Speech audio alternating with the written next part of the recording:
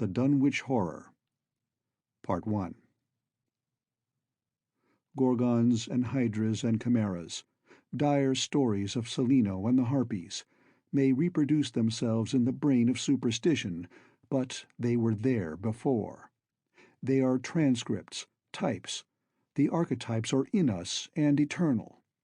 How else should the recital of that which we know in a waking sense to be false come to affect us at all? Is it that we naturally conceive terror from such objects, considered in their capacity of being able to inflict upon us bodily injury? Oh, least of all. These terrors are of older standing. They date beyond body, or without the body they would have been the same.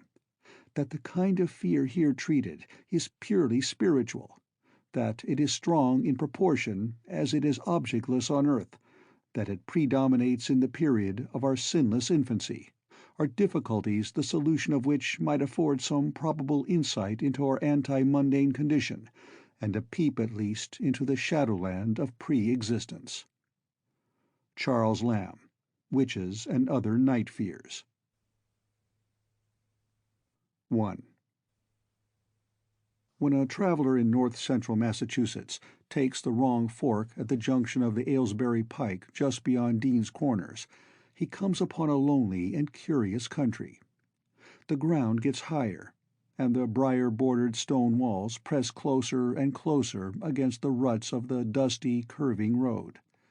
The trees of the frequent forest belt seem too large, and the wild weeds, brambles, and grasses attain a luxuriance not often found in settled regions. At the same time the planted fields appear singularly few and barren, while the sparsely scattered houses wear a surprising uniform aspect of age, squalor, and dilapidation.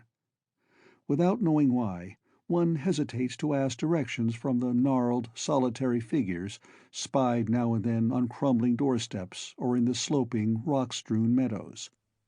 Those figures are so silent and furtive that one feels somehow confronted by forbidden things, with which it would be better to have nothing to do. When a rise in the road brings the mountains in view above the deep woods, the feeling of strange uneasiness is increased. The summits are too rounded and symmetrical to give a sense of comfort and naturalness, and sometimes the sky silhouettes with especial clearness the queer circles of tall stone pillars with which most of them are crowned. Gorges and ravines of problematical depth intersect the way, and the crude wooden bridges always seem of dubious safety. When the road dips again, there are stretches of marshland that one instinctively dislikes, and indeed almost fears at evening, when unseen whippoorwills chatter and the fireflies come out in abnormal profusion to dance to the raucous, creepily insistent rhythms of stridently piping bullfrogs. The thin, shining line of the Miskatonic's upper reaches has an oddly serpent-like suggestion as it winds close to the feet of the domed hills among which it rises. As the hills draw nearer, one heeds their wooded sides more than their stone-crowned tops. Those sides loom up so darkly and precipitously that one wishes they would keep their distance, but there is no road by which to escape them. Across a covered bridge, one sees a small village huddled between the stream and the vertical slope of Round Mountain, and wonders at the cluster of rotting gambrel roofs bespeaking an earlier architectural period than that of the neighboring region. It is not reassuring to see, on a closer glance, that most of the houses are deserted and falling to ruin, and that the broken steepled church now harbors the one slovenly mercantile establishment of the hamlet. One dreads to trust the tenebrous tunnel of the bridge, yet there is no way to avoid it. Once across, it is hard to prevent the impression of a faint, malign odor about the village street, as of the massed mold and decay of centuries. It is always a relief to get clear of the place, and to follow the narrow road around the base of the hills and across the level country beyond till it rejoins the Aylesbury Pike. Afterward, one sometimes learns that one has been through Dunwich. Outsiders visit Dunwich as seldom as possible, and since a certain season of horror, All the signboards pointing toward it have been taken down. The scenery, judged by any ordinary aesthetic canon, is more than commonly beautiful, yet there is no influx of artists or summer tourists. 2 centuries ago, when talk of witch-blood, Satan worship, and strange forest presences was not laughed at, it was the custom to give reasons for avoiding the locality. In our sensible age, since the Dunwich horror of 1928 was hushed up by those who had the town's and the world's welfare at heart, people shun it without knowing exactly why. Perhaps one reason, though it cannot apply to uninformed strangers, is that the natives are now repellently decadent, having gone far along that path of retrogression so common in many New England backwaters. They have come to form a race by themselves, with the well-defined mental and physical stigmata of degeneracy and inbreeding.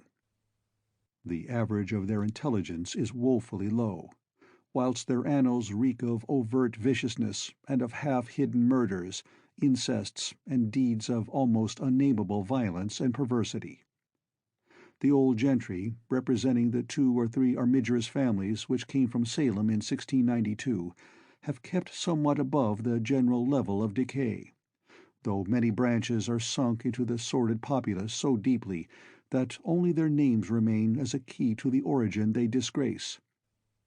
Some of the Whateleys and Bishops still send their eldest sons to Harvard and Miskatonic, though those sons seldom return to the mouldering gambrel roofs under which they and their ancestors were born. No one, even those who have the facts concerning the recent horror, can say just what is the matter with Dunwich, though old legends speak of unhallowed rites and conclaves of the Indians, amidst which they called forbidden shapes of shadow out of the great rounded hills, and made wild orgiastic prayers that were answered by loud crackings and rumblings from the ground below.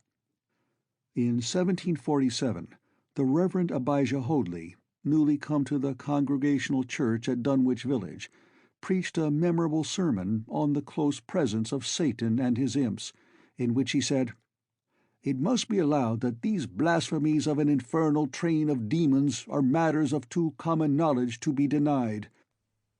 The cursed voices of Azazel and Buzrael, of Beelzebub and Belial, being heard from underground by above a score of credible witnesses now living. I myself did not more than a fortnight ago catch a very plain discourse of evil powers in the hill behind my house, wherein there were a rattling and rolling, groaning, screeching, and hissing, such as no things of this earth could raise up, and which must needs have come from those caves that only black magic can discover, and only the devil unlock." Mr. Hoadley disappeared soon after delivering this sermon, but the text, printed in Springfield, is still extant. Noises in the hills continue to be reported from year to year, and still form a puzzle to geologists and physiographers. Other traditions tell of foul odors near the hill-crowning circles of stone pillars, and of rushing airy presences to be heard faintly at certain hours from stated points at the bottom of the great ravines, while still others try to explain the Devil's Hop-Yard, a bleak, blasted hillside where no tree, shrub, or grass-blade will grow. Then, too, the natives are mortally afraid of the numerous whippoorwills which grow vocal on warm nights. It is vowed that the birds are psychopomps lying in wait for the souls of the dying, and that they time their eerie cries in unison with the sufferer's struggling breath. If they can catch the fleeing soul when it leaves the body, they instantly flutter away chittering in demoniac laughter, but if they fail, they subside gradually into a disappointed silence. These tales, of course, are obsolete and ridiculous, because they come down from very old times. Dunwich is indeed ridiculously old, older by far than any of the communities within 30 miles of it. South of the village one may still spy the cellar walls and chimney of the ancient Bishop House, which was built before 1700, whilst the ruins of the mill at the Falls, built in 1806, form the most modern piece of architecture to be seen. Industry did not flourish here, and the 19th century factory movement proved short-lived. Oldest of all are the great rings of rough-hewn stone columns on the hilltops, but these are more generally attributed to the Indians than to the settlers. Deposits of skulls and bones, found within these circles and around the sizable table-like rock on Sentinel Hill, sustain the popular belief that such spots were once the burial places of the Pocumtucks, even though many ethnologists, disregarding the absurd improbability of such a theory, persist in believing the remains Caucasian. 2.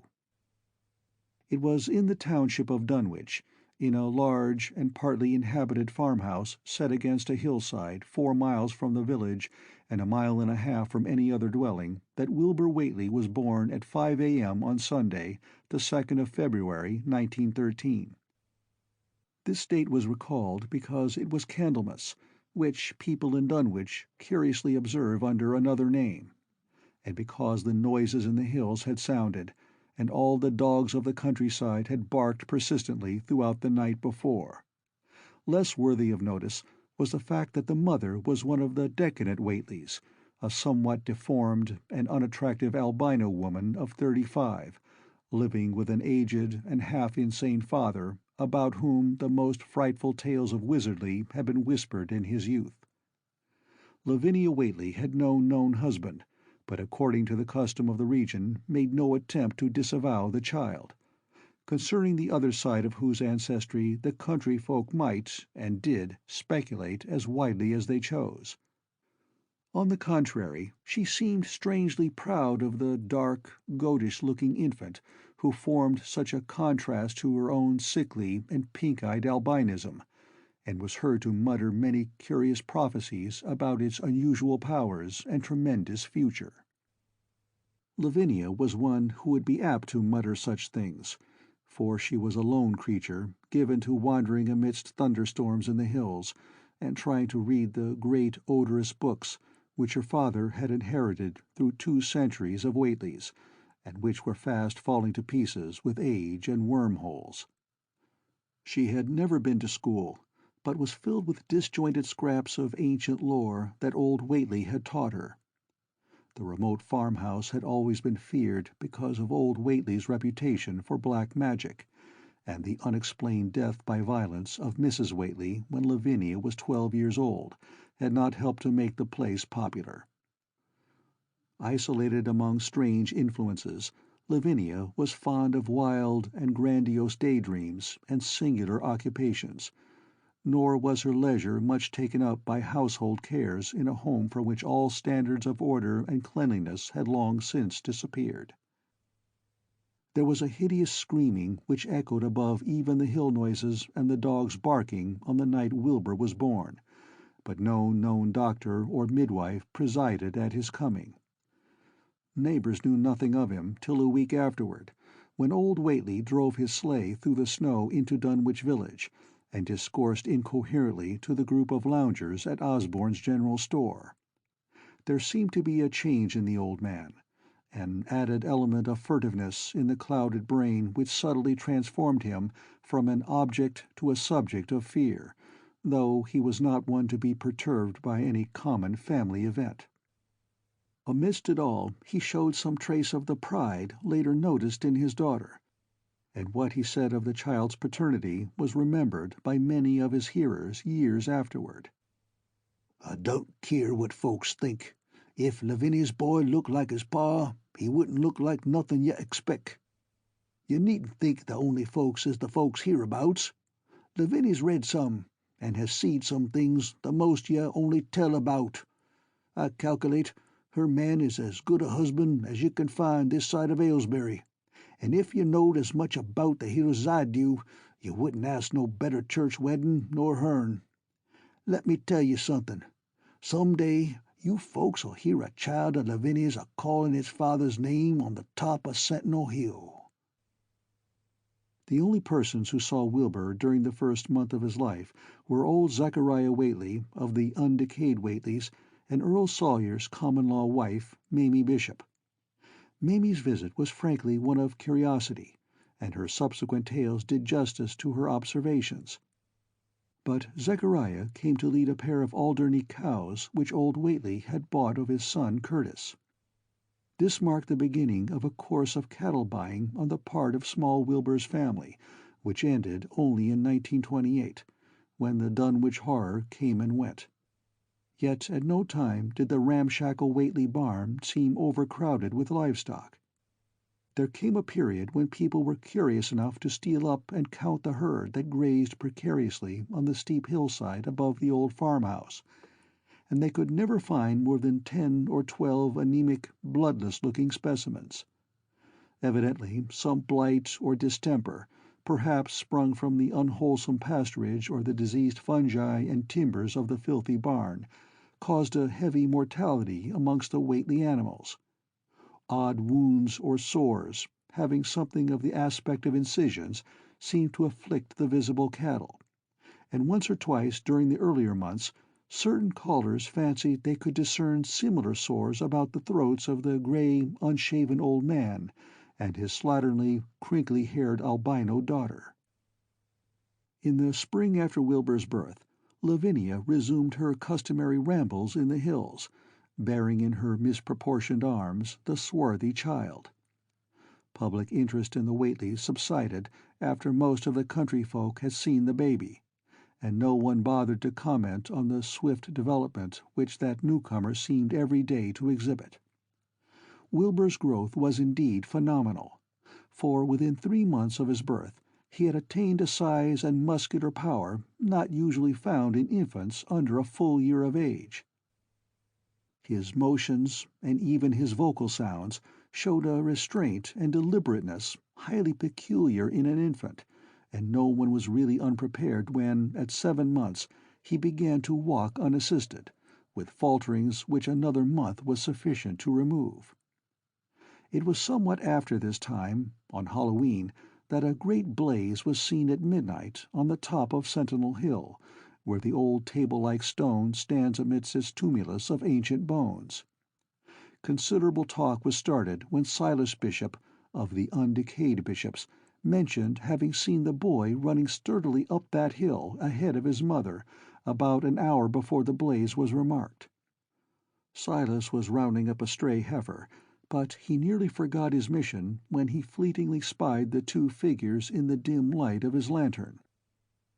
They darted almost noiselessly through the underbrush, and the astonished watcher seemed to think they were entirely unclothed. Afterward, he could not be sure about the boy, who may have had some kind of fringed belt and a pair of dark blue trunks or trousers on. Wilbur was never subsequently seen alive and conscious without complete and tightly buttoned attire, the disarrangement or threatened disarrangement of which always seemed to fill him with anger and alarm. His contrast with his squalid mother and grandfather in this respect was thought very notable until the horror of 1928 suggested the most valid of reasons. The next January gossips were mildly interested in the fact that Lavinia's black brat had commenced to talk, and at the age of only 11 months. His speech was somewhat remarkable, both because of its difference from the ordinary accents of the region, and because it displayed a freedom from infantile lisping of which many children of 3 or 4 might well be proud. The boy was not talkative, yet when he spoke he seemed to reflect some elusive element wholly unpossessed by Dunwich and its denizens. The strangeness did not reside in what he said, or even in the simple idioms he used, but seemed vaguely linked with his intonation or with the internal organs that produced the spoken sounds. His facial aspect, too, was remarkable for its maturity, for though he shared his mother's and grandfather's chinlessness, his firm and precociously shaped nose united with the expression on his large, dark, almost Latin eyes to give him an air of quasi-adulthood and well-nigh preternatural intelligence. He was, however, exceedingly ugly despite his appearance of brilliancy, there being something almost goatish or animalistic about his thick lips, large-pored yellowish skin, coarse crinkly hair, and oddly elongated ears. He was soon disliked even more decidedly than his mother and grandsire, and all conjectures about him were spiced with references to the bygone magic of old Whately, and how the hills once shook when he shrieked the dreadful name of Yog Sothoth in the midst of a circle of stones with a great book open in his arms before him. Dogs abhorred the boy, and he was always obliged to take various defensive measures against their barking menace. 3. Meanwhile, old Whately continued to buy cattle without measurably increasing the size of his herd. He also cut timber and began to repair the unused parts of his house, a spacious, peaked-roofed affair whose rear end was buried entirely in the rocky hillside, and whose 3 least-ruined ground-floor rooms had always been sufficient for himself and his daughter. There must have been prodigious reserves of strength in the old man to enable him to accomplish so much hard labor, and though he still babbled dementedly at times, his carpentry seemed to show the effects of sound calculation. It had really begun as soon as Wilbur was born, when one of the many tool sheds had been put suddenly in order, clapboarded and fitted with a stout fresh lock. Now, in restoring the abandoned upper story of the house, he was a no less thorough craftsman. His mania showed itself only in his tight boarding up of all the windows in the reclaimed section, though many declared that it was a crazy thing to bother with the reclamation at all. Less inexplicable was his fitting up of another downstairs room for his new grandson, a room which several callers saw, though no one was ever admitted to the closely boarded upper story. This chamber he lined with tall, firm shelving, along which he began gradually to arrange, in apparently careful order, all the rotting ancient books and parts of books which, during his own day, had been heaped promiscuously in odd corners of the various rooms. "I made some use of 'em," he would say as he tried to mend a torn black-letter page with paste prepared on the rusty kitchen stove. "But the boy's fitting to make better use of 'em. He'd orter have 'em as well sot as he kin, for they're goin' to be all of his larnin'." When Wilbur was a year and 7 months old, in September of 1914, his size and accomplishments were almost alarming. He had grown as large as a child of 4, and was a fluent and incredibly intelligent talker. He ran freely about the fields and hills, and accompanied his mother on all her wanderings. At home he would pore diligently over the queer pictures and charts in his grandfather's books, while old Whately would instruct and catechize him through long, hushed afternoons. By this time the restoration of the house was finished, and those who watched it wondered why one of the upper windows had been made into a solid plank door. It was a window in the rear of the east gable end, close against the hill, and no one could imagine why a cleated wooden runway was built up to it from the ground. About the period of this work's completion, people noticed that the old tool-house, tightly locked and windowlessly clapboarded since Wilbur's birth, had been abandoned again. The door swung listlessly open, and when Earl Sawyer once stepped within after a cattle-selling call on old Whately, he was quite discomposed by the singular odor he encountered, such a stench, he averred, as he had never before smelt in all his life, except near the Indian circles on the hills, and which could not come from anything sane or of this earth. But then, the homes and sheds of Dunwich folk have never been remarkable for olfactory immaculateness. The following months were void of visible events, save that everyone swore to a slow but steady increase in the mysterious hill noises. On May Eve of 1915, there were tremors which even the Aylesbury people felt, whilst the following Halloween produced an underground rumbling queerly synchronized with bursts of flame. "Them witch Whately's doin's," from the summit of Sentinel Hill. Wilbur was growing up uncannily, so that he looked like a boy of 10 as he entered his 4th year. He read avidly by himself now, but talked much less than formerly. A settled taciturnity was absorbing him, and for the first time people began to speak specifically of the dawning look of evil in his goatish face. He would sometimes mutter an unfamiliar jargon and chant in bizarre rhythms which chilled the listener with a sense of unexplainable terror. The aversion displayed toward him by dogs had now become a matter of wide remark, and he was obliged to carry a pistol in order to traverse the countryside in safety. His occasional use of the weapon did not enhance his popularity amongst the owners of canine guardians. The few callers at the house would often find Lavinia alone on the ground floor, while odd cries and footsteps resounded in the boarded-up second story. She would never tell what her father and the boy were doing up there, though once she turned pale and displayed an abnormal degree of fear when a jocose fish peddler tried the locked door leading to the stairway. That peddler told the store loungers at Dunwich Village that he thought he heard a horse stamping on that floor above. The loungers reflected, thinking of the door and runway, and of the cattle that so swiftly disappeared. Then they shuddered as they recalled tales of old Whately's youth, and of the strange things that are called out of the earth when a bullock is sacrificed at the proper time to certain heathen gods. It had for some time been noticed that dogs had begun to hate and fear the whole Whately place as violently as they hated and feared young Wilbur personally. In 1917 the war came, and Squire Sawyer Whately, as chairman of the local draft board, had hard work finding a quota of young Dunwich men fit even to be sent to a development camp. The government, alarmed at such signs of wholesale regional decadence, sent several officers and medical experts to investigate, conducting a survey which New England newspaper readers may still recall. It was the publicity attending this investigation which set reporters on the track of the Whateleys, and caused the Boston Globe and Arkham Advertiser to print flamboyant Sunday stories of young Wilbur's precociousness, old Whately's black magic, the shelves of strange books, the sealed second story of the ancient farmhouse, and the weirdness of the whole region and its hill noises. Wilbur was 4.5 then, and looked like a lad of 15.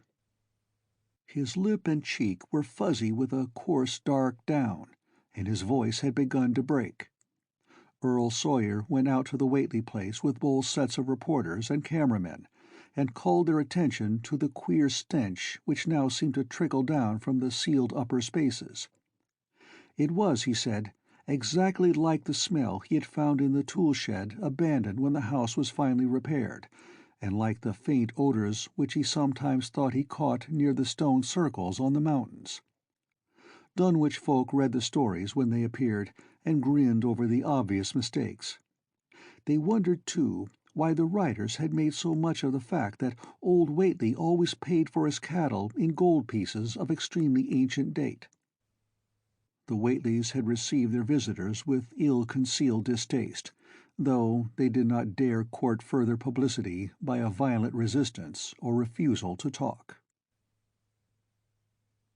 4. For a decade, the annals of the Whateleys sink indistinguishably into the general life of a morbid community used to their queer ways and hardened to their May Eve and All-Hallow orgies. Twice a year they would light fires on the top of Sentinel Hill, at which times the mountain rumblings would recur with greater and greater violence, while at all seasons there were strange and portentous doings at the lonely farmhouse. In the course of time, callers professed to hear sounds in the sealed upper story, even when all the family were downstairs, and they wondered how swiftly or how lingeringly a cow or bullock was usually sacrificed. There was talk of a complaint to the Society for the Prevention of Cruelty to Animals, but nothing ever came of it, since Dunwich folk are never anxious to call the outside world's attention to themselves. About 1923, when Wilbur was a boy of 10, whose mind, voice, stature, and bearded face gave all the impressions of maturity, a second great siege of carpentry went on at the old house. It was all inside the sealed upper part, and from bits of discarded lumber, people concluded that the youth and his grandfather had knocked out all the partitions and even removed the attic floor, leaving only one vast open void between the ground story and the peaked roof. They had torn down the great central chimney, too, and fitted the rusty range with a flimsy outside tin stovepipe. In the spring after this event, old Whately noticed the growing number of whippoorwills that would come out of Cold Spring Glen to chirp under his window at night. He seemed to regard the circumstance as one of great significance, and told the loungers at Osborne's that he thought his time had almost come. "They whistle jest in tune with my breathin' now," he said, "and I guess they're gettin' ready to ketch my soul. They know it's a-goin' out, and don't calkerlate to miss it. You'll know, boys, arter I'm gone, whether they get me or not. If they do, they'll keep us singin' and laughin' till break o' day. If they don't, they'll kinder quiet down like. I expect them and the souls they hunts fer have some pretty tough tussles sometimes." On Lammas night, 1924, Dr. Houghton of Aylesbury was hastily summoned by Wilbur Whately, who had lashed his one remaining horse through the darkness and telephoned from Osborne's in the village. He found old Whately in a very grave state, with a cardiac action and stertorous breathing that told of an end not far off. The shapeless albino daughter and oddly bearded grandson stood by the bedside, whilst from the vacant abyss overhead there came a disquieting suggestion of a rhythmical surging or lapping, as of the waves on some level beach. The doctor, though, was chiefly disturbed by the chattering night-birds outside, a seemingly limitless legion of whippoorwills that cried their endless message in repetitions timed diabolically to the wheezing gasps of the dying man. It was uncanny and unnatural. Too much, thought Dr. Houghton, like the whole of the region he had entered so reluctantly in response to the urgent call. Toward 1 o'clock, old Whately gained consciousness, and interrupted his wheezing to choke out a few words to his grandson. "More space, Willie, more space soon. You grows, and that grows faster. It'll be ready to sarve you soon, boy. Open up the gates to Yog Sothoth with the long chant that you'll find on page 751 of the complete edition, and then put a match to the prison. Fire from earth can't burn it nohow." He was obviously quite mad. After a pause, during which the flock of whippoorwills outside adjusted their cries to the altered tempo, while some indications of the strange hill noises came from afar off, he added another sentence or two. "Feed it regular, Willie, and mind the quantity. But don't let it grow too fast for the place, for if it busts quarters or gets out afore you opens to Yog Sothoth, it's all over and no use. Only them from beyont can make it multiply and work. Only them, the old uns as wants to come back." But speech gave place to gasps again, and Lavinia screamed at the way the whippoorwills followed the change. It was the same for more than an hour, when the final throaty rattle came. Dr. Houghton drew shrunken lids over the glazing grey eyes as the tumult of birds faded imperceptibly to silence. Lavinia sobbed, but Wilbur only chuckled whilst the hill noises rumbled faintly. "They didn't get him," he muttered in his heavy bass voice. Wilbur was by this time a scholar of really tremendous erudition in his one-sided way, and was quietly known by correspondence to many librarians in distant places where rare and forbidden books of old days are kept. He was more and more hated and dreaded around Dunwich because of certain youthful disappearances which suspicion laid vaguely at his door, but was always able to silence inquiry through fear, or through use of that fund of old-time gold which still, as in his grandfather's time, went forth regularly and increasingly for cattle buying. He was now tremendously mature of aspect, and his height, having reached the normal adult limit, seemed inclined to wax beyond that figure. In 1925, when a scholarly correspondent from Miskatonic University called upon him one day and departed pale and puzzled, he was fully 6 3/4 feet tall.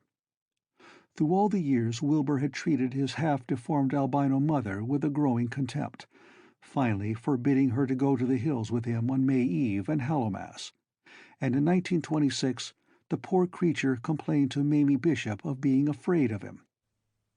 "They's more about him as I knows than I can tell you, Mamie," she said, "and nowadays there's more nor what I know myself. I vow afore God I don't know what he wants nor what he's a-trying to do." That Halloween the hill noises sounded louder than ever, and fire burned on Sentinel Hill as usual, but people paid more attention to the rhythmical screaming of vast flocks of unnaturally belated whippoorwills, which seemed to be assembled near the unlighted Whately farmhouse. After midnight their shrill notes burst into a kind of pandemoniac cachinnation which filled all the countryside, and not until dawn did they finally quiet down. Then they vanished, hurrying southward where they were fully a month overdue. What this meant no one could quite be certain till later. None of the country folk seemed to have died, but poor Lavinia Whately, the twisted albino, was never seen again. In the summer of 1927, Wilbur repaired 2 sheds in the farmyard and began moving his books and effects out to them. Soon afterward, Earl Sawyer told the loungers at Osborne's that more carpentry was going on in the Whately farmhouse. Wilbur was closing all the doors and windows on the ground floor, and seemed to be taking out partitions as he and his grandfather had done upstairs 4 years before. He was living in one of the sheds, and Sawyer thought he seemed unusually worried and tremulous. People generally suspected him of knowing something about his mother's disappearance, and very few ever approached his neighborhood now.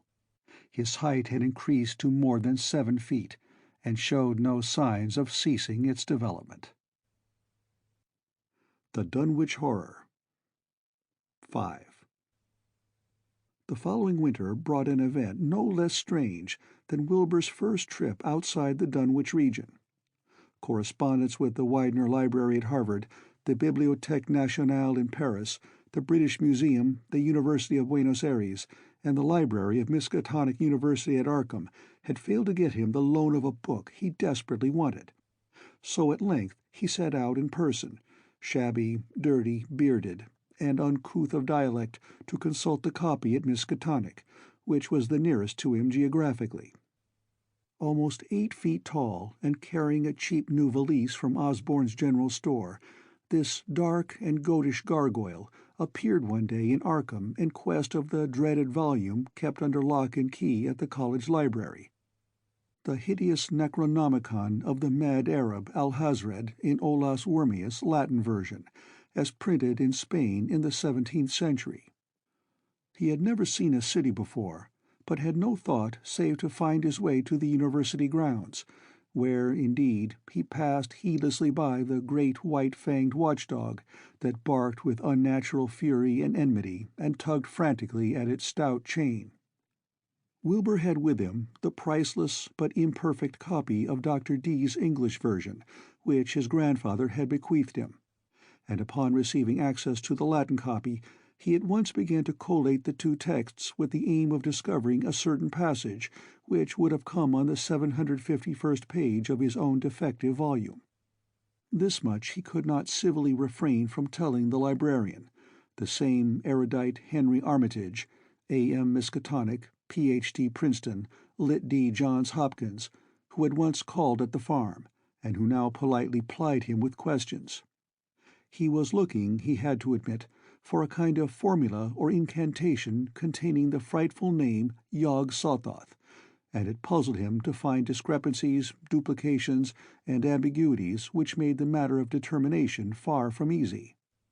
As he copied the formula he finally chose, Dr. Armitage looked involuntarily over his shoulder at the open pages, the left-hand one of which, in the Latin version, contained such monstrous threats to the peace and sanity of the world.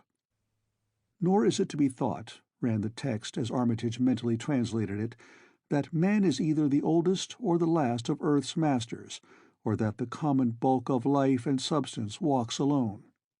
The old ones were, the old ones are, and the old ones shall be. Not in the spaces we know, but between them. They walk serene and primal, undimensioned and to us unseen. Yog-Sothoth knows the gate. Yog-Sothoth is the gate. Yog-Sothoth is the key and guardian of the gate.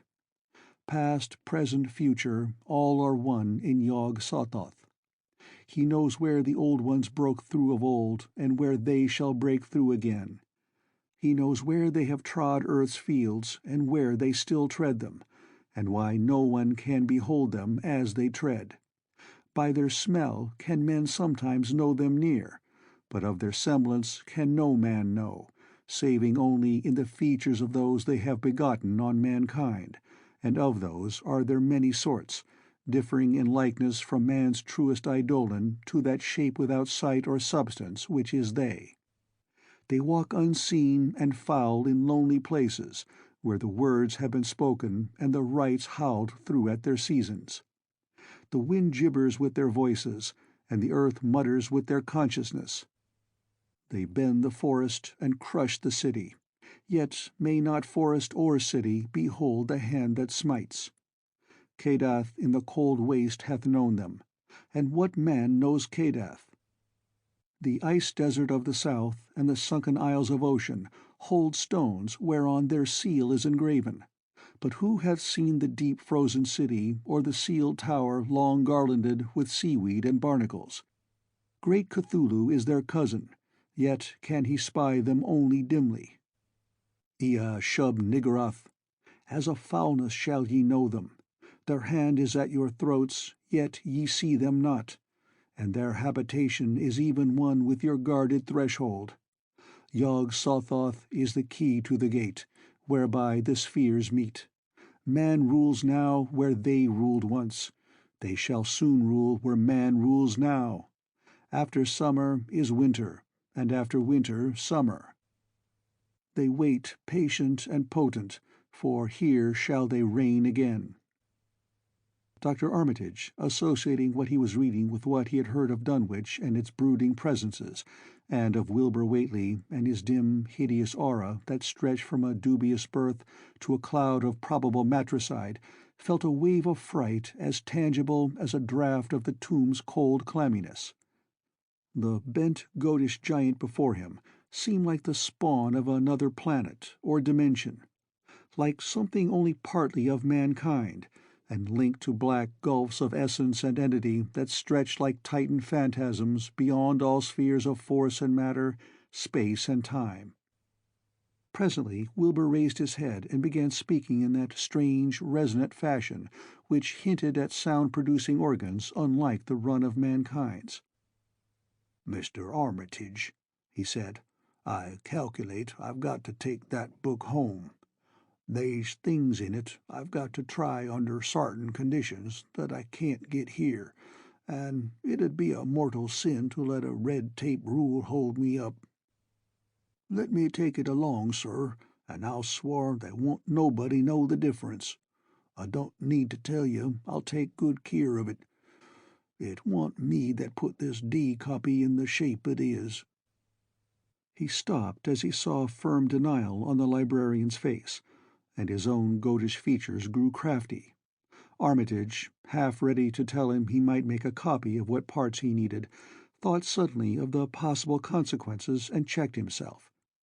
There was too much responsibility in giving such a being the key to such blasphemous outer spheres. Whately saw how things stood, and tried to answer lightly. "Well, all right, if you feel that way about it. Maybe Harvard won't be so fussy as you be." And without saying more, he rose and strode out of the building, stooping at each doorway. Armitage heard the savage yelping of the great watchdog, and studied Whately's gorilla-like lope as he crossed the bit of campus visible from the window. He thought of the wild tales he had heard, and recalled the old Sunday stories in the Advertiser. These things, and the lore he had picked up from Dunwich rustics and villagers during his one visit there. Unseen things not of earth, or at least not of tri-dimensional earth, rushed fetid and horrible through New England's glens, and brooded obscenely on the mountain tops. Of this he had long felt certain. Now he seemed to sense the close presence of some terrible part of the intruding horror, and to glimpse a hellish advance in the black dominion of the ancient and once passive nightmare. He locked away the Necronomicon with a shudder of disgust, but the room still reeked with an unholy and unidentifiable stench. "As a foulness shall ye know them," he quoted. Yes, the odor was the same as that which had sickened him at the Whately farmhouse less than 3 years before. He thought of Wilbur, goatish and ominous, once again, and laughed mockingly at the village rumors of his parentage. "Inbreeding," Armitage muttered half aloud to himself. "Great God, what simpletons!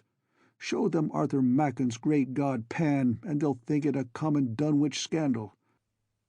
But what thing, what cursed shapeless influence on or off this three-dimensional earth, was Wilbur Whately's father? Born on Candlemas, 9 months after May Eve of 1912, when the talk about the queer earth noises reached clear to Arkham. What walked on the mountains that May night? What Rudmas horror fastened itself on the world in half-human flesh and blood? During the ensuing weeks, Dr. Armitage set about to collect all possible data on Wilbur Whately and the formless presences around Dunwich. He got in communication with Dr. Houghton of Aylesbury, who had attended old Whately in his last illness, and found much to ponder over in the grandfather's last words as quoted by the physician.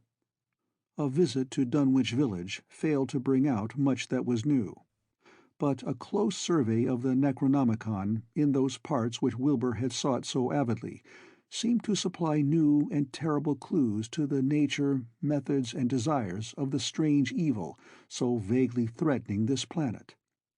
Talks with several students of archaic lore in Boston, and letters to many others elsewhere, gave him a growing amazement which passed slowly through varied degrees of alarm to a state of really acute spiritual fear.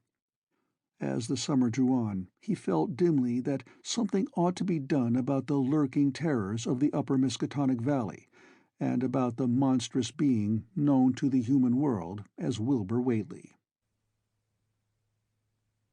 6. The Dunwich horror itself came between Lammas and the equinox in 1928, and Dr. Armitage was among those who witnessed its monstrous prologue. He had heard, meanwhile, of Whately's grotesque trip to Cambridge, and of his frantic efforts to borrow or copy from the Necronomicon at the Widener Library. Those efforts had been in vain, since Armitage had issued warnings of the keenest intensity to all librarians having charge of the dreaded volume. Wilbur had been shockingly nervous at Cambridge, anxious for the book, yet almost equally anxious to get home again, as if he feared the results of being away long. Early in August, the half-expected outcome developed, and in the small hours of the 3rd, Dr. Armitage was awakened suddenly by the wild, fierce cries of the savage watchdog on the college campus. Deep and terrible, the snarling, half-mad growls and barks continued, always in mounting volume, but with hideously significant pauses. Then there rang out a scream from a wholly different throat, such a scream as roused half the sleepers of Arkham and haunted their dreams ever afterward, such a scream as could come from no being born of earth or wholly of earth. Armitage hastened into some clothing and rushed across the street and lawn to the college buildings, saw that others were ahead of him, and heard the echoes of a burglar alarm still shrilling from the library. An open window showed black and gaping in the moonlight. What had come had indeed completed its entrance, for the barking and the screaming, now fast fading into a mixed low growling and moaning, proceeded unmistakably from within. Some instinct warned Armitage that what was taking place was not a thing for unfortified eyes to see, so he brushed back the crowd with authority as he unlocked the vestibule door. Among the others he saw Professor Warren Rice and Dr. Francis Morgan, men to whom he had told some of his conjectures and misgivings, and these two he motioned to accompany him inside. The inward sounds, except for a watchful, droning whine from the dog, had by this time quite subsided. But Armitage now perceived with a sudden start that a loud chorus of whippoorwills among the shrubbery had commenced a damnably rhythmical piping, as if in unison with the last breath of a dying man. The building was full of a frightful stench which Dr. Armitage knew too well, and the three men rushed across the hall to the small genealogical reading room whence the low whining came. For a second nobody dared to turn on the light. Then Armitage summoned up his courage and snapped the switch. One of the three, it is not certain which, shrieked aloud at what sprawled before them among disordered tables and overturned chairs. Professor Rice declares that he wholly lost consciousness for an instant, though he did not stumble or fall.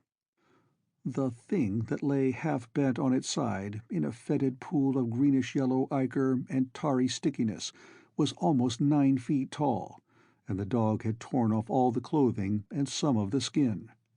It was not quite dead, but twitched silently and spasmodically, while its chest heaved in monstrous unison with the mad piping of the expectant whippoorwills outside.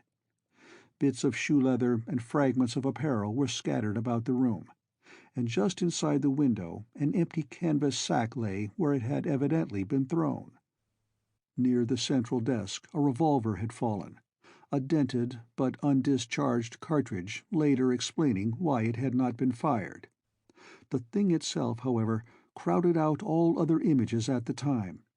It would be trite and not wholly accurate to say that no human pen could describe it, but one may properly say that it could not be vividly visualized by anyone whose ideas of aspect and contour are too closely bound up with the common life-forms of this planet and of the 3 known dimensions.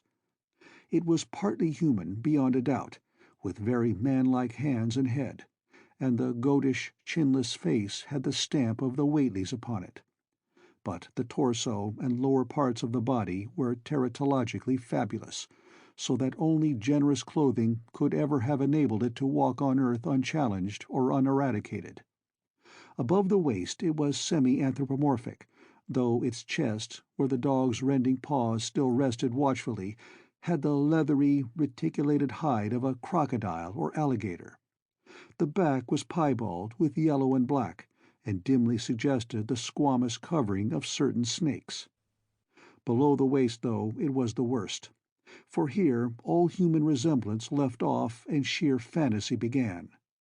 The skin was thickly covered with coarse black fur, and from the abdomen a score of long greenish-gray tentacles with red sucking mouths protruded limply. Their arrangement was odd, and seemed to follow the symmetries of some cosmic geometry unknown to Earth or the solar system. On each of the hips, deep set in a kind of pinkish, ciliated orbit, was what seemed to be a rudimentary eye, whilst in lieu of a tail there depended a kind of trunk or feeler, with purple annular markings, and with many evidences of being an undeveloped mouth or throat. The limbs, save for their black fur, roughly resembled the hind legs of prehistoric Earth's giant saurians, and terminated in ridgy veined pads that were neither hooves nor claws. When the thing breathed, its tail and tentacles rhythmically changed color, as if from some circulatory cause normal to the non-human side of its ancestry. In the tentacles this was observable as a deepening of the greenish tinge, whilst in the tail it was manifest as a yellowish appearance, which alternated with a sickly greyish-white in the spaces between the purple rings. Of genuine blood there was none, only the fetid greenish-yellow ichor which trickled along the painted floor beyond the radius of the stickiness, and left a curious discoloration behind it. As the presence of the 3 men seemed to rouse the dying thing, it began to mumble without turning or raising its head. Dr. Armitage made no written record of its mouthings, but asserts confidently that nothing in English was uttered. At first the syllables defied all correlation with any speech of Earth, but toward the last there came some disjointed fragments, evidently taken from the Necronomicon, that monstrous blasphemy in quest of which the thing had perished. Those fragments, as Armitage recalls them, ran something like "Ngai, Nga Ga, Bug, Shagug, ya, yog sawtot, yog sawtot. They trailed off into nothingness as the whippoorwill shrieked in rhythmical crescendos of unholy anticipation. Then came a halt in the gasping, and the dog raised his head in a long, lugubrious howl. A change came over the yellow, goatish face of the prostrate thing, and the great black eyes fell in appallingly. Outside the window, the shrilling of the whippoorwills had suddenly ceased, and above the murmurs of the gathering crowd there came the sound of a panic-struck whirring and fluttering. Against the moon, vast clouds of feathery watchers rose and raced from sight, frantic at that which they had sought for prey. All at once the dog started up abruptly, gave a frightened bark, and leapt nervously out the window by which it had entered. A cry rose from the crowd, and Dr. Armitage shouted to the men outside that no one must be admitted till the police or medical examiner came.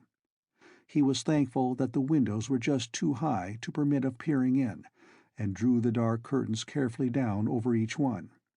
By this time 2 policemen had arrived, and Dr. Morgan, meeting them in the vestibule, was urging them for their own sakes to postpone entrance to the stench-filled reading-room till the examiner came and the prostrate thing could be covered up. Meanwhile, frightful changes were taking place on the floor. One need not describe the kind and rate of shrinkage and disintegration that occurred before the eyes of Dr. Armitage and Professor Rice. But it is permissible to say that, aside from the external appearance of face and hands, the really human elements in Wilbur Whately must have been very small. When the medical examiner came, there was only a sticky whitish mass on the painted boards, and the monstrous odor had nearly disappeared. Apparently, Whately had had no skull or bony skeleton, at least in any true or stable sense. He had taken somewhat after his unknown father. 7. Yet all this was only the prologue of the actual Dunwich horror. Formalities were gone through by bewildered officials, abnormal details were duly kept from press and public, and men were sent to Dunwich and Aylesbury to look up property and notify any who might be heirs of the late Wilbur Whately. They found the countryside in great agitation, both because of the growing rumblings beneath the domed hills, and because of the unwanted stench and the surging, lapping sounds which came increasingly from the great empty shell formed by Whately's boarded-up farmhouse. Earl Sawyer, who tended the horse and cattle during Wilbur's absence, had developed a woefully acute case of nerves. The officials devised excuses not to enter the noisome boarded place, and were glad to confine their survey of the deceased's living quarters, the newly mended sheds, to a single visit. They filed a ponderous report at the courthouse in Aylesbury, and litigations concerning airship are said to be still in progress amongst the innumerable Whateleys, decayed and undecayed, of the upper Miskatonic Valley. An almost interminable manuscript in strange characters, written in a huge ledger and adjudged a sort of diary because of the spacing and the variations in ink and penmanship, presented a baffling puzzle to those who found it on the old bureau which served as its owner's desk. After a week of debate it was sent to Miskatonic University, together with the deceased's collection of strange books, for study and possible translation. But even the best linguist soon saw that it was not likely to be unriddled with ease. No trace of the ancient gold with which Wilbur and old Whately always paid their debts has yet been discovered. It was in the dark of September 9th that the horror broke loose. The hill noises had been very pronounced during the evening, and dogs barked frantically all night. Early risers on the 10th noticed a peculiar stench in the air. About 7 o'clock, Luther Brown, the hired boy at George Corey's, between Cold Spring Glen and the village, rushed frenziedly back from his morning trip to 10-Acre Meadow with the cows.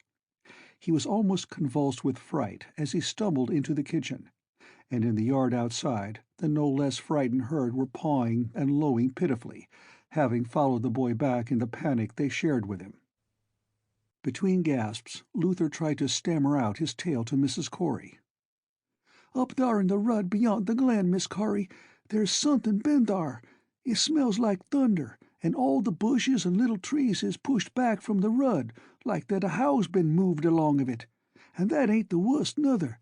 They's prints in the rud, Miss Corey, great round prints as big as barrelheads, all sunk down deep like a elephant had been along, only they's a sight more nor 4 feet could make.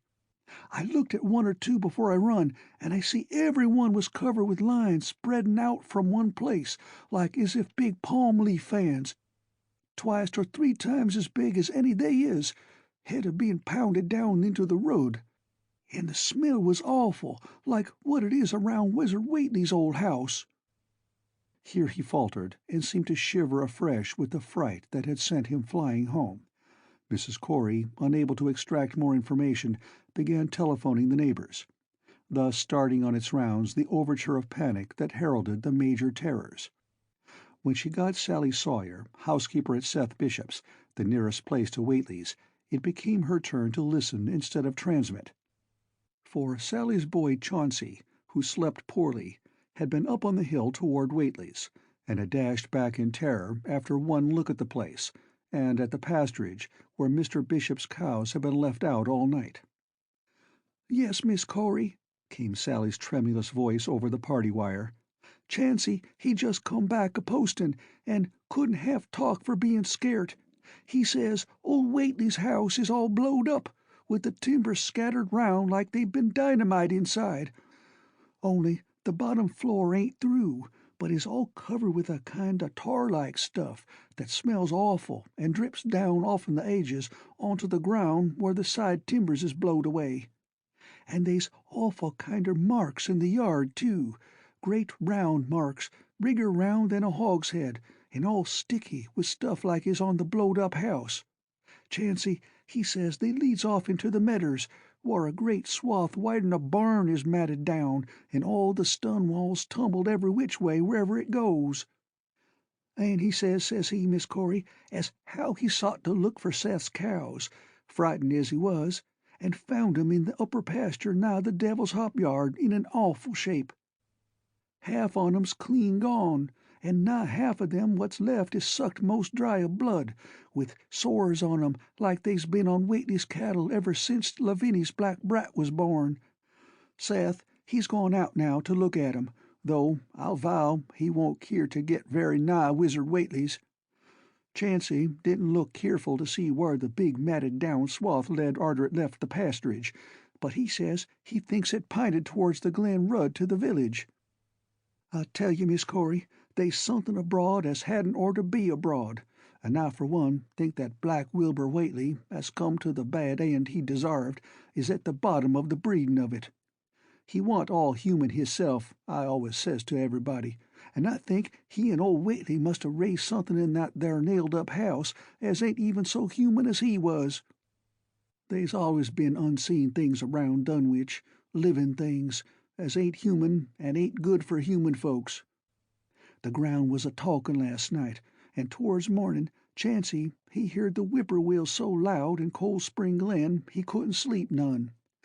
Then he thought he heerd another faint-like sound over toward Wizard Whately's, a kind o' rippin' or tearin' o' wood, like some big box or crate was bein' opened fur off. What with this and that, he didn't get to sleep at all till sunup, and no sooner was he up this mornin' but he's got to go over to Whately's and see what's the matter. He's seein' enough, I tell you, Miss Corey. This don't mean no good, and I think as all the men folks ought to git up a party and do somethin'. I know somethin's awful's about, and feel my time is nigh, though only God knows just what it is." "Did your Luther take account of whar them big tracks led to? No? Well, Miss Corey, if they was on the Glen Rud this side of the glen, and ain't got to your house yet, I calc'late they must go into the glen itself. They would do that. I allus says Cold Spring Glen ain't no healthy nor decent place. The whippoorwills and fireflies there never did act like they was creatures o' God, and they's them as says you can hear strange things a-rushin' and a-talkin' in the air down thar if you stand in the right place, atween the Rock Falls and Bear's Den."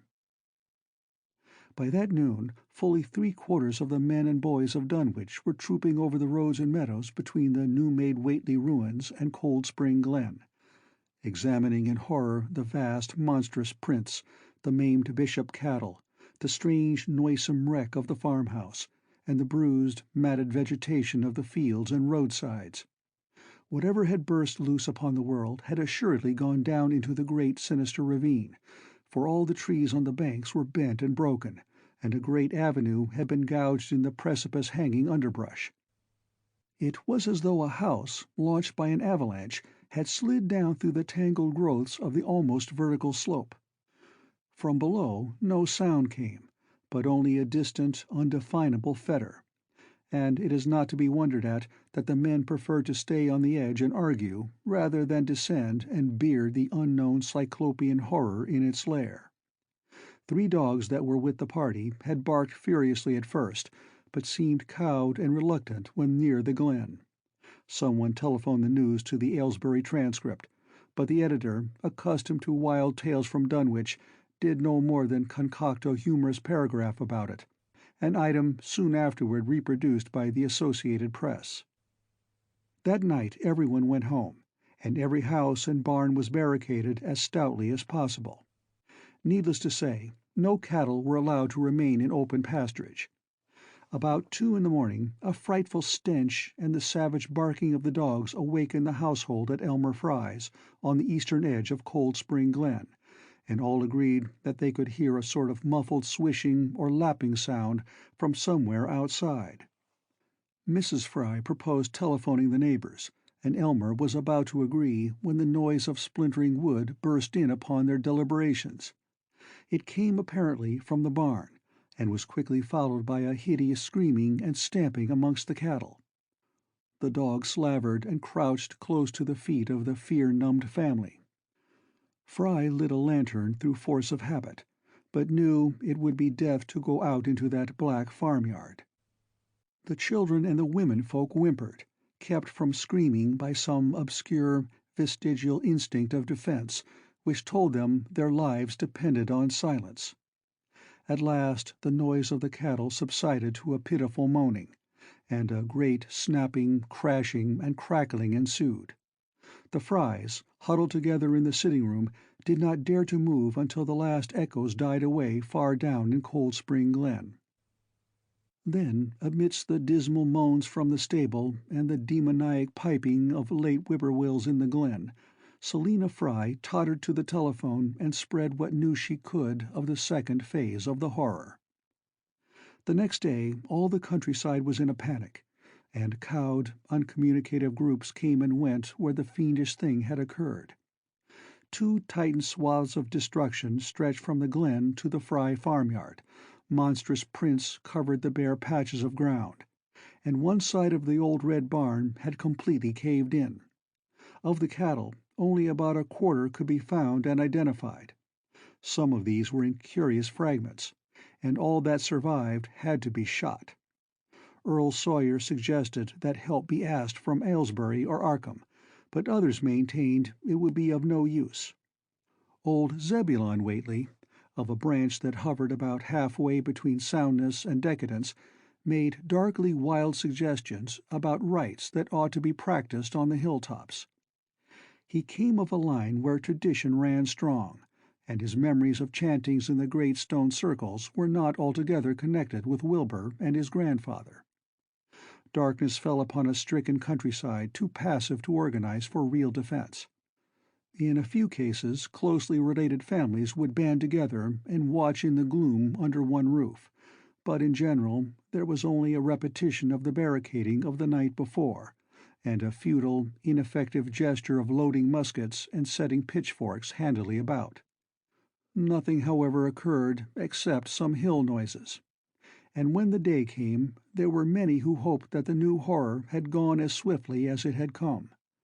There were even bold souls who proposed an offensive expedition down in the glen, though they did not venture to set an actual example to the still reluctant majority. When night came again, the barricading was repeated, though there was less huddling together of families. In the morning, both the Fry and the Seth Bishop households reported excitement among the dogs, and vague sounds and stenches from afar, while early explorers noted with horror a fresh set of the monstrous tracks in the road skirting Sentinel Hill.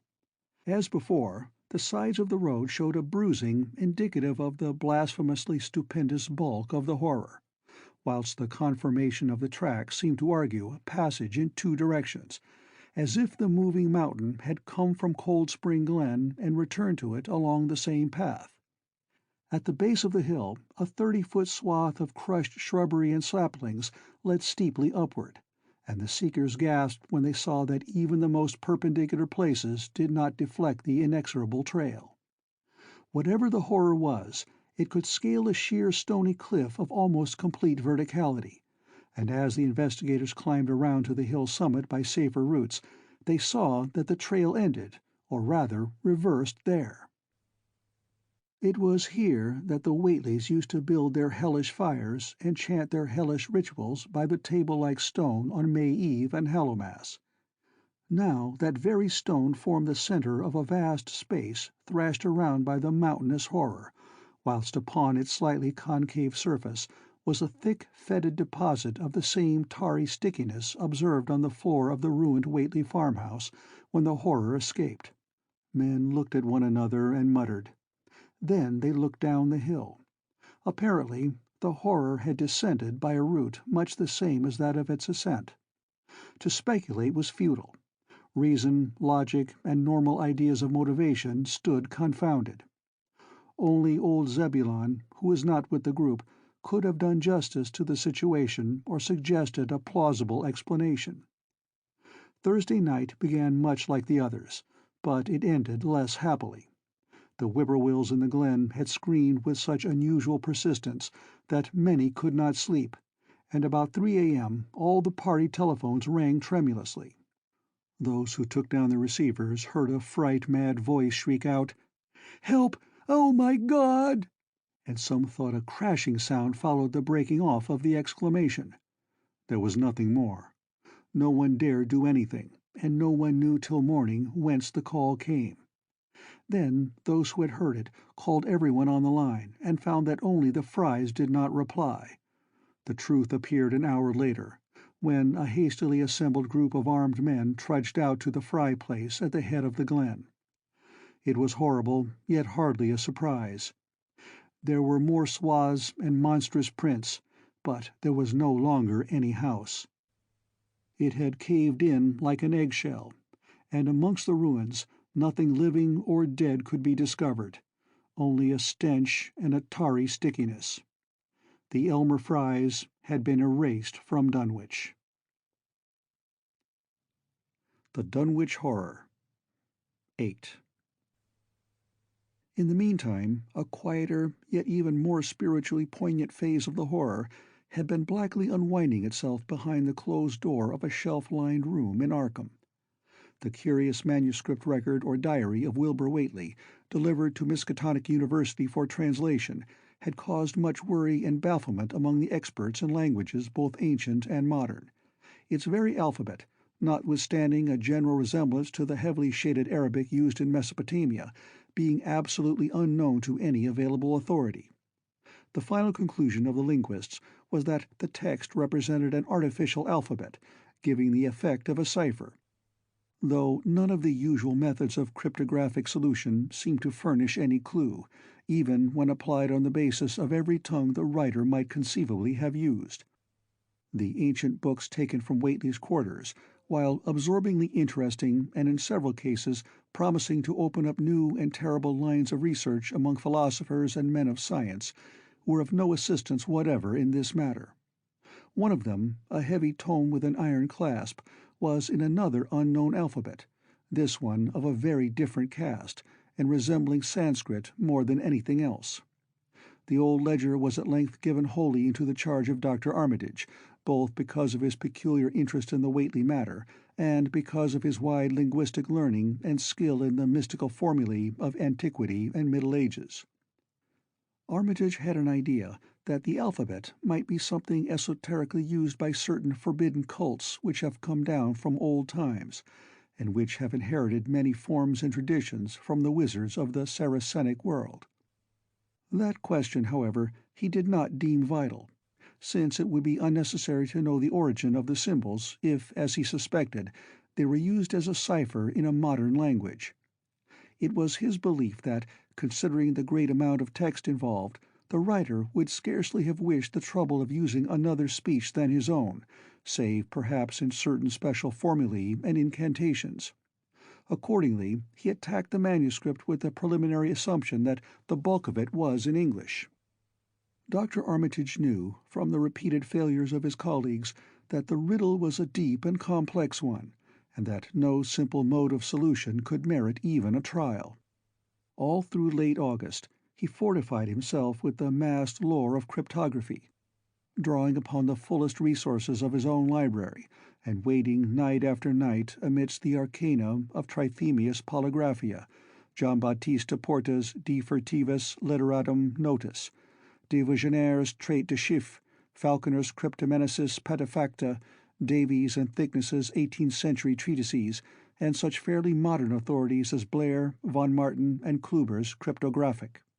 He interspersed his study of the books with attacks on the manuscript itself, and in time became convinced that he had to deal with one of those subtlest and most ingenious of cryptograms, in which many separate lists of corresponding letters are arranged like the multiplication table, and the message built up with arbitrary keywords known only to the initiated. The older authorities seemed rather more helpful than the newer ones, and Armitage concluded that the code of the manuscript was one of great antiquity, no doubt handed down through a long line of mystical experimenters. Several times he seemed near daylight, only to be set back by some unforeseen obstacle. Then, as September approached, the clouds began to clear. Certain letters, as used in certain parts of the manuscript, emerged definitely and unmistakably, and it became obvious that the text was indeed in English. On the evening of September 2nd, the last major barrier gave way, and Dr. Armitage read for the first time a continuous passage of Wilbur Whately's Annals. It was in truth a diary, as all had thought, and it was couched in a style clearly showing the mixed occult erudition and general illiteracy of the strange being who wrote it.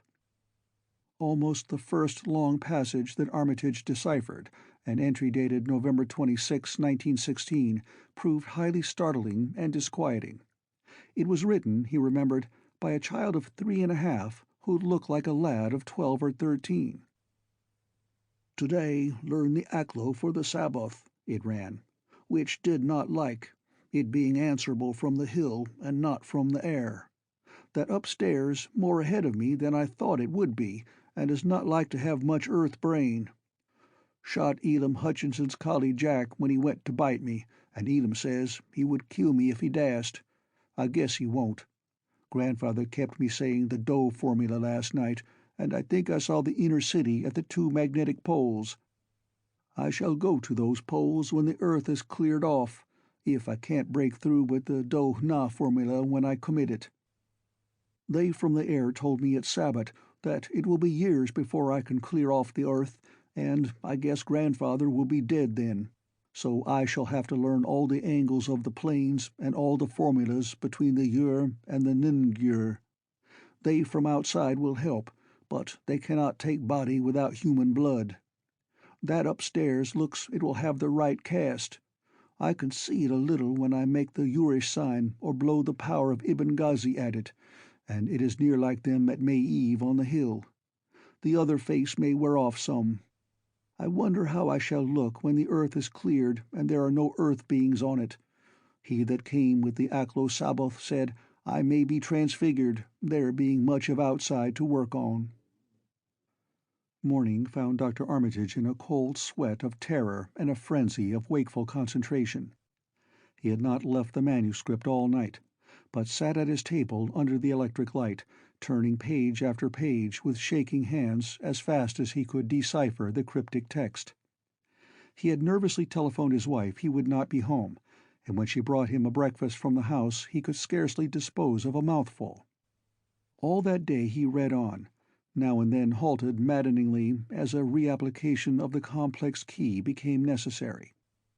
Lunch and dinner were brought him, but he ate only the smallest fraction of either.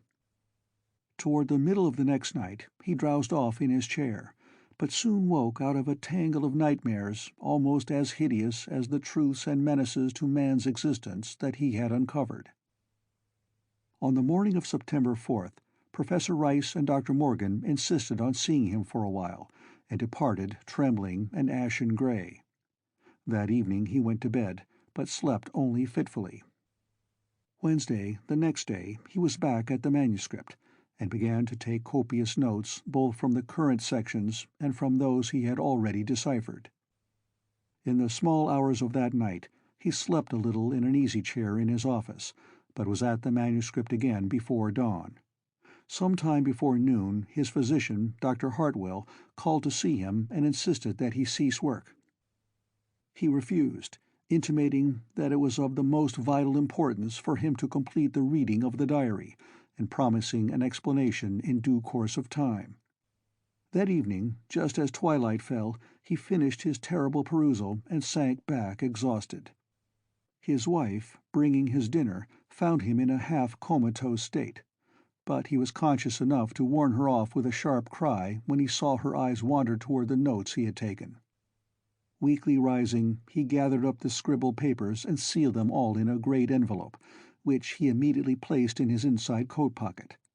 He had sufficient strength to get home, but was so clearly in need of medical aid that Dr. Hartwell was summoned at once.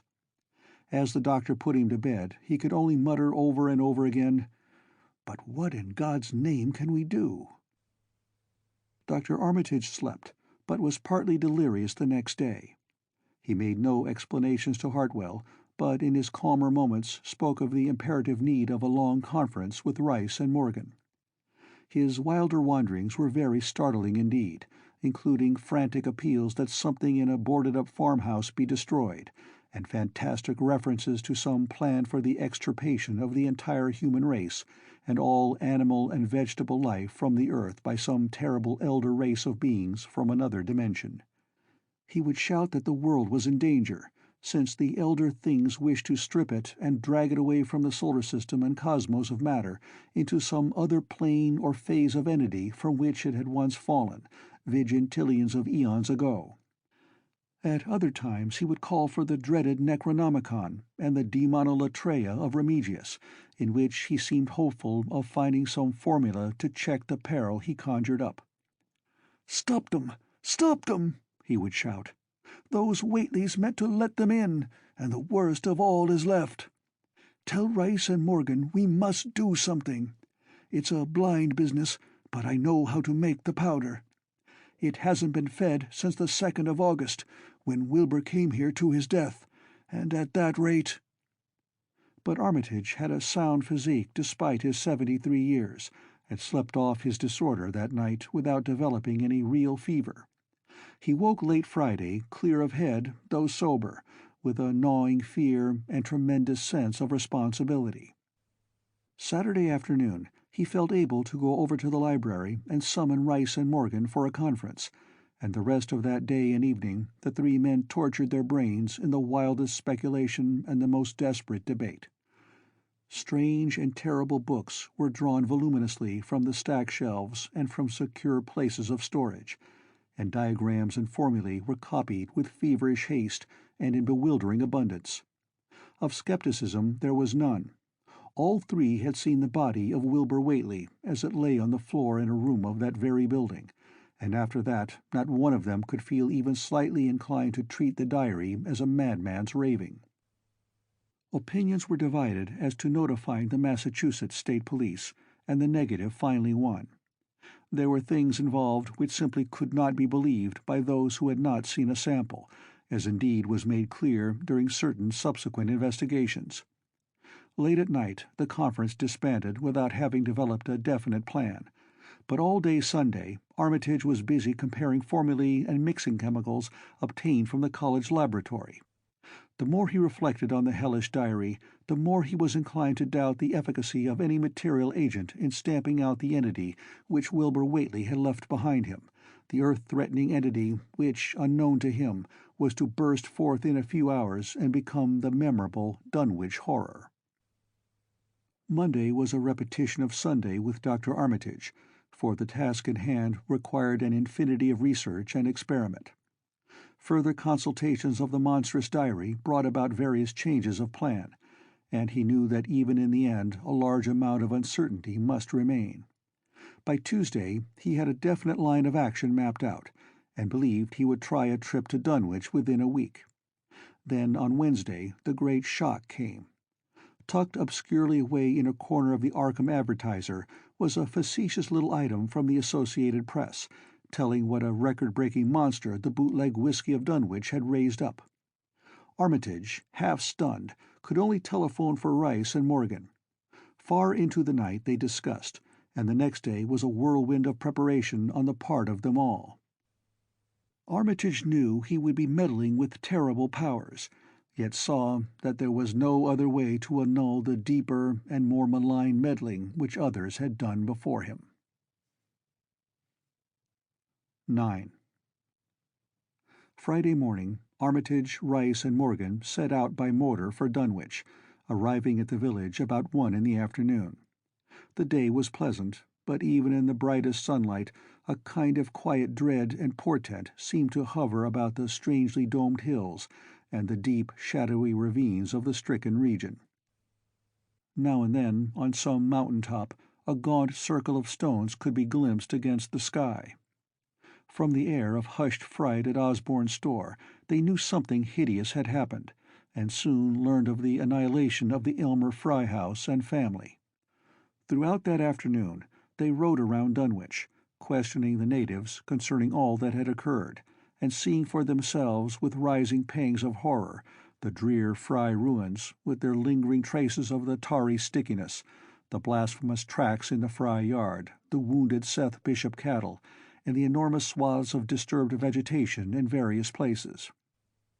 The trail up and down Sentinel Hill seemed to Armitage of almost cataclysmic significance, and he looked long at the sinister, altar-like stone on the summit. At length the visitors, apprised of a party of state police which had come from Aylesbury that morning in response to the first telephone reports of the Fry tragedy, decided to seek out the officers and compare notes as far as practicable. This, however, they found more easily planned than performed, since no sign of the party could be found in any direction.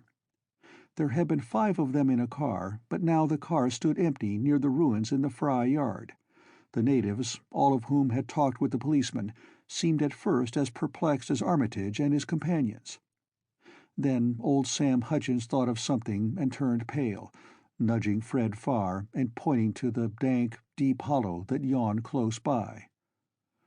"God," he gasped, "I telled 'em not ter go down into the glen, and I never thought nobody'd do it with them tracks and that smell and the whippoorwills a-screechin' down thar in the dark o' noonday."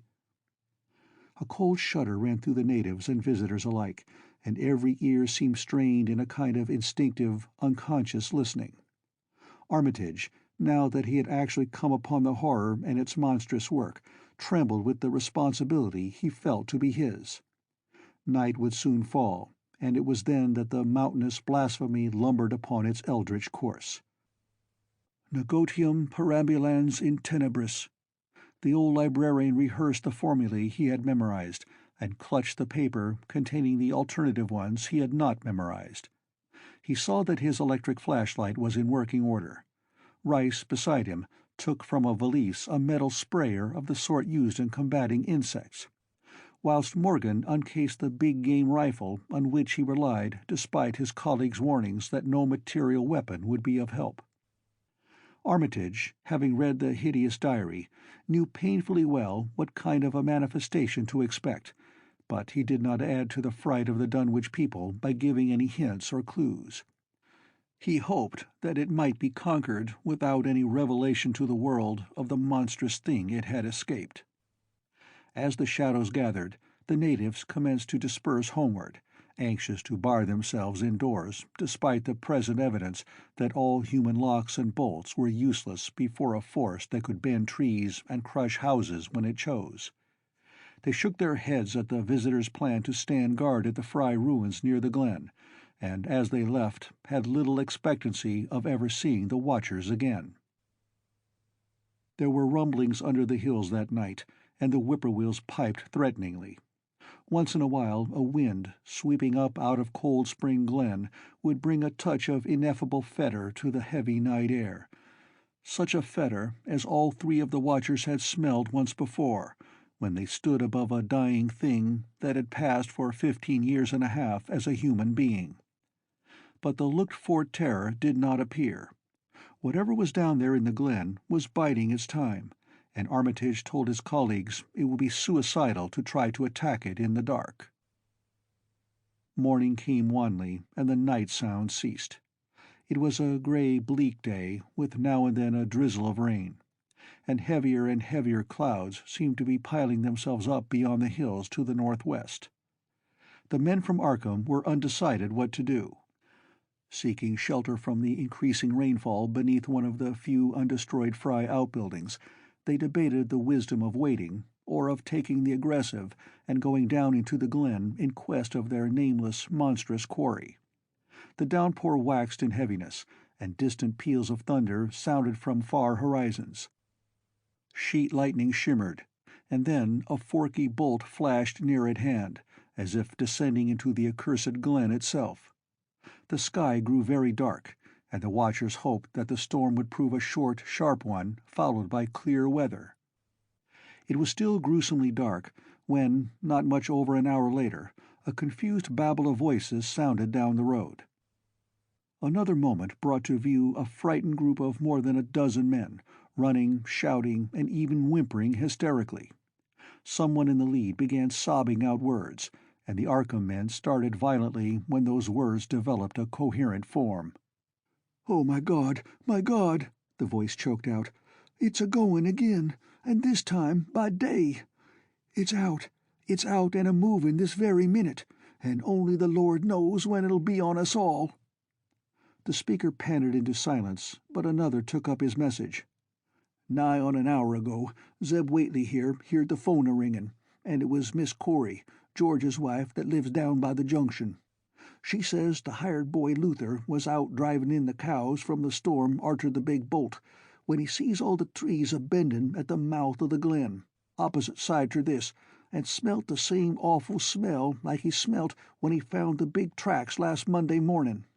And he says, there was a swishin', lappin' sound, more nor what the bendin' trees and bushes could make, and all on a sudden the trees along the rud begun ter get pushed one side, and they was a awful stompin' and splashin' in the mud. But mind ye, Luther he didn't see nothin' at all, only just the bendin' trees and underbrush.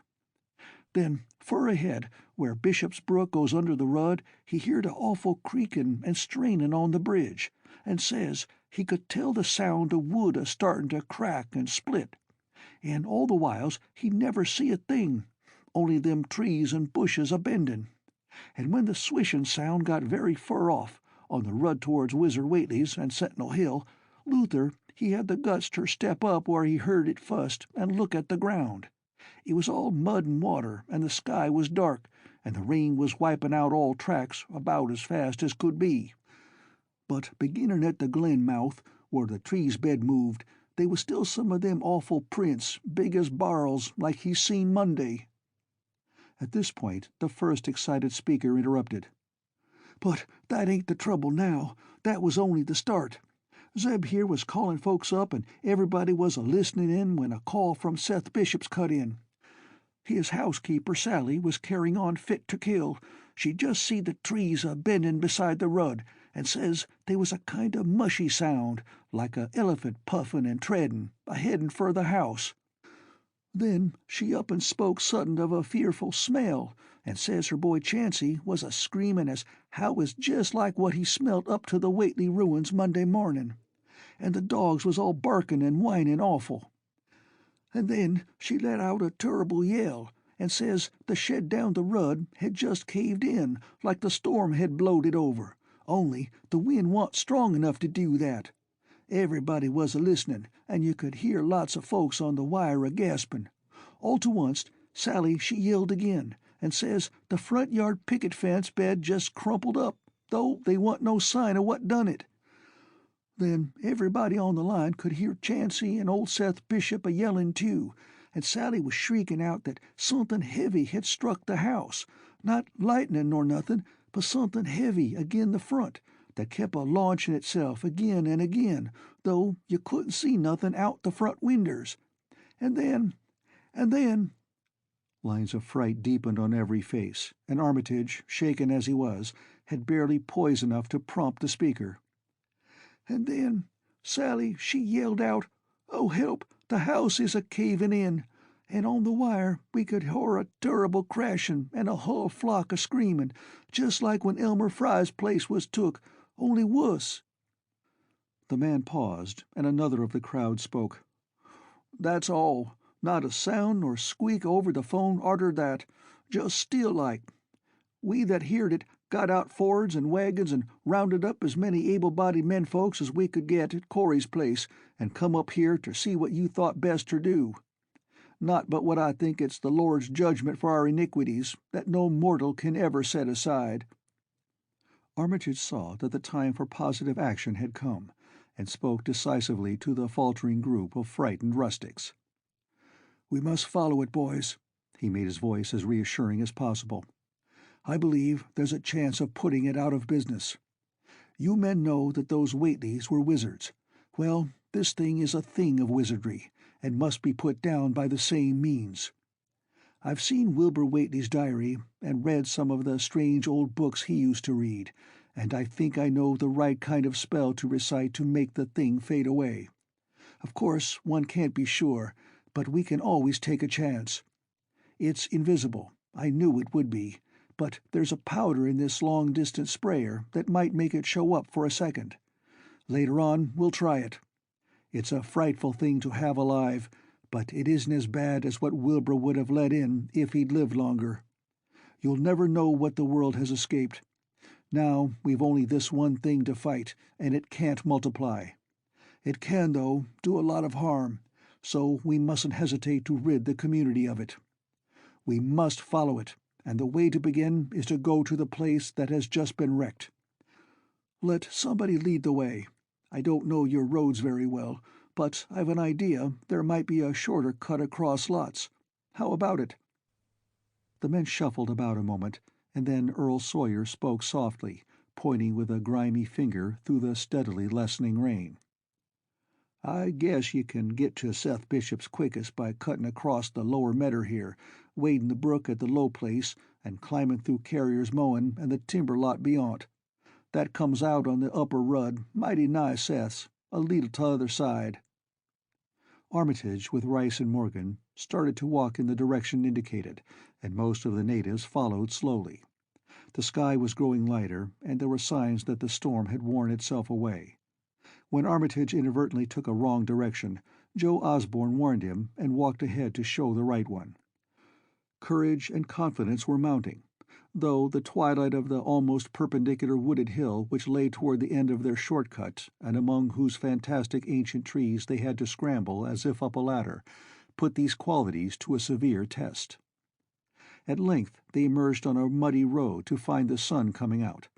They were a little beyond the Seth Bishop place, but bent trees and hideously unmistakable tracks showed what had passed by. Only a few moments were consumed in surveying the ruins just around the bend. It was the Fry incident all over again, and nothing dead or living was found in either of the collapsed shells which had been the Bishop house and barn. No one cared to remain there amidst the stench and tarry stickiness, but all turned instinctively to the line of horrible prints leading on toward the wrecked Whately farmhouse and the altar-crowned slopes of Sentinel Hill.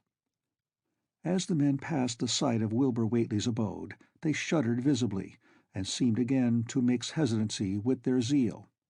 It was no joke tracking down something as big as a house that one could not see, but that had all the vicious malevolence of a demon. Opposite the base of Sentinel Hill the tracks left the road, and there was a fresh bending and matting visible along the broad swath marking the monster's former route to and from the summit. Armitage produced a pocket telescope of considerable power and scanned the steep green side of the hill. Then he handed the instrument to Morgan, whose sight was keener. After a moment of gazing, Morgan cried out sharply, passing the glass to Earl Sawyer and indicating a certain spot on the slope with his finger. Sawyer, as clumsy as most non-users of optical devices are, fumbled a while, but eventually focused the lenses with Armitage's aid. When he did so, his cry was less restrained than Morgan's had been.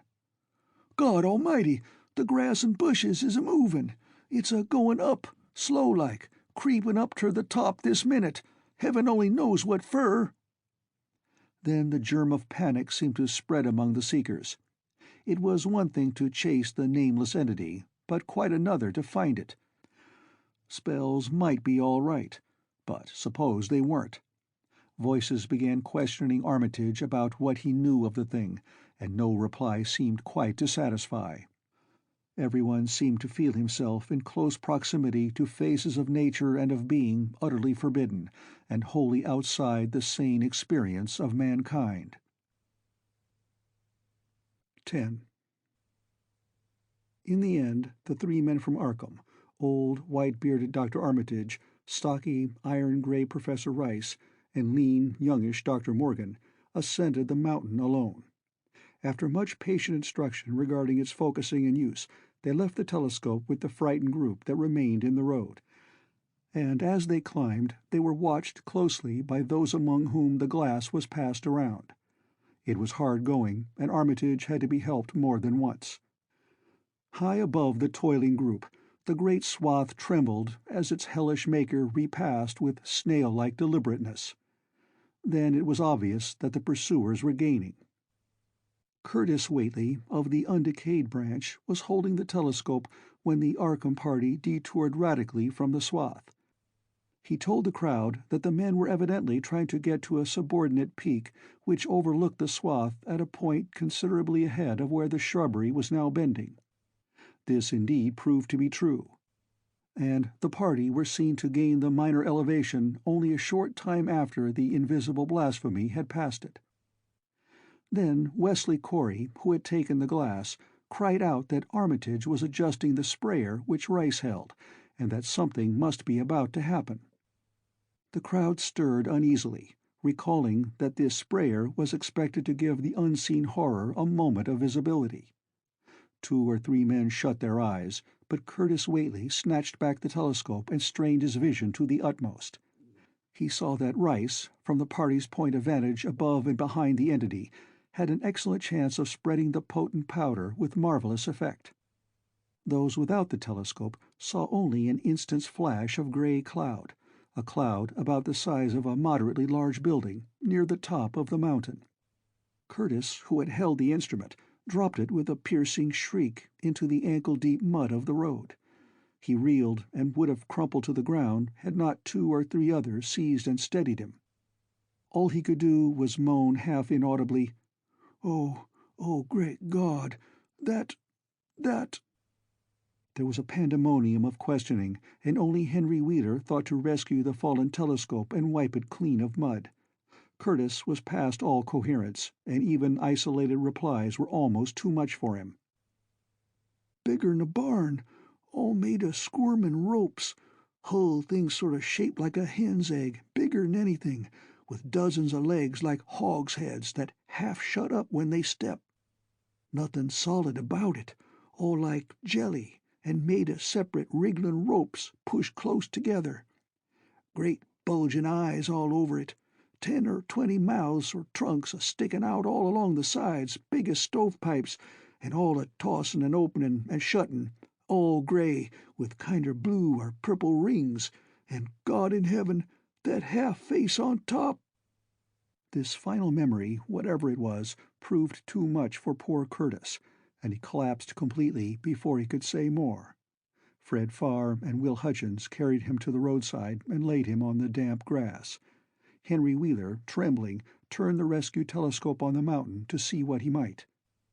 Through the lenses were discernible 3 tiny figures, apparently running toward the summit as fast as the steep incline allowed. Only these, nothing more. Then everyone noticed a strangely unseasonable noise in the deep valley behind, and even in the underbrush of Sentinel Hill itself.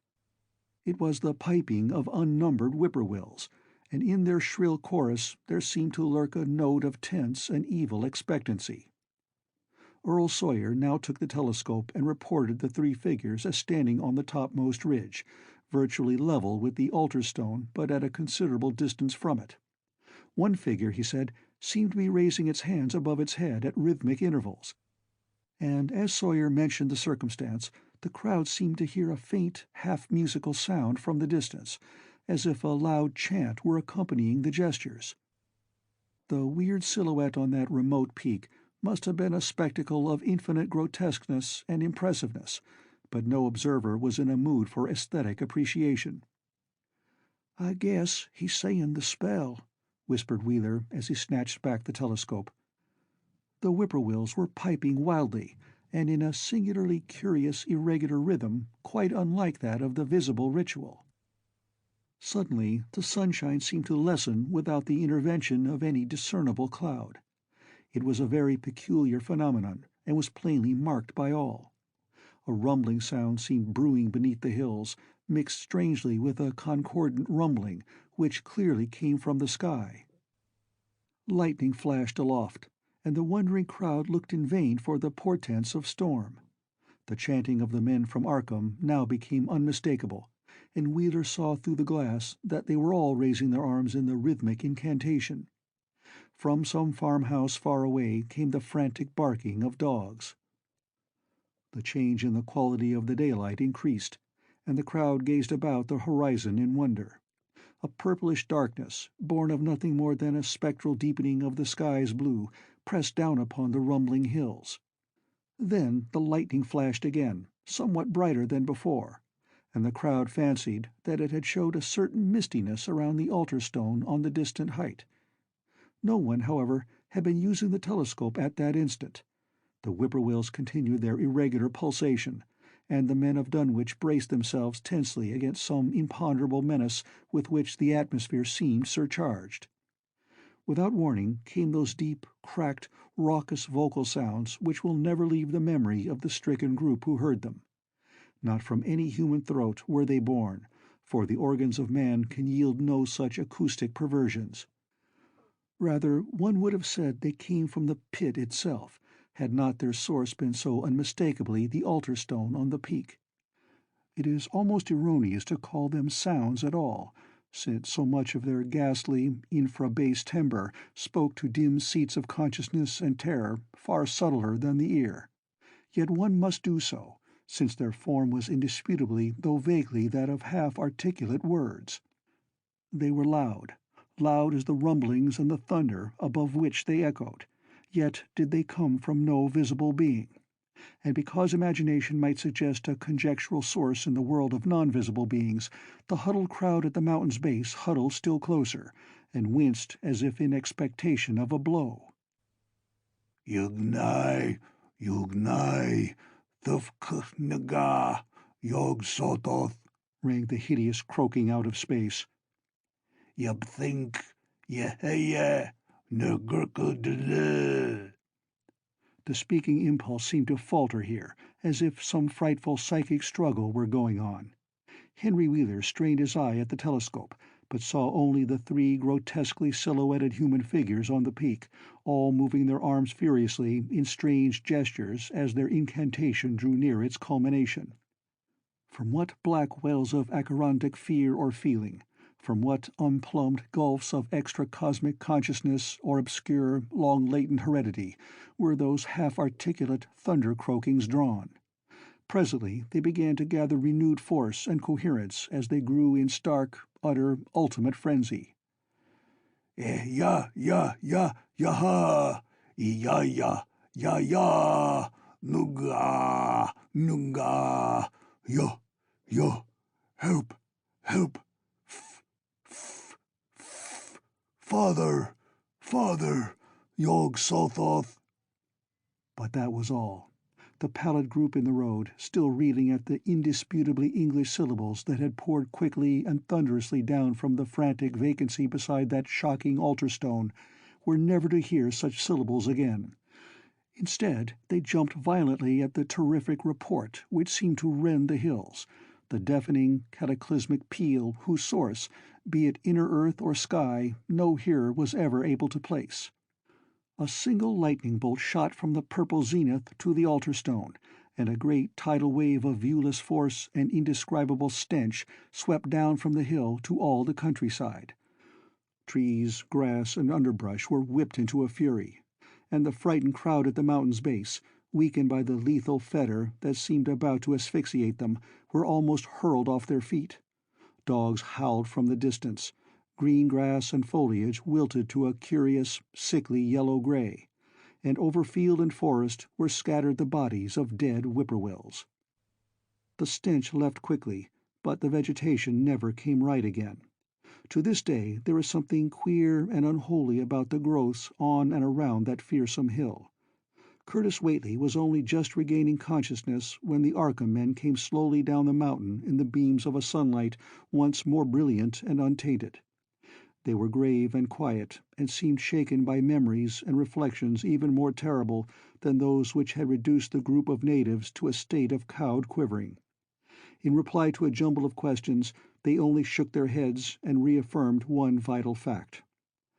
"The thing has gone forever," Armitage said. "It has been split up into what it was originally made of, and can never exist again.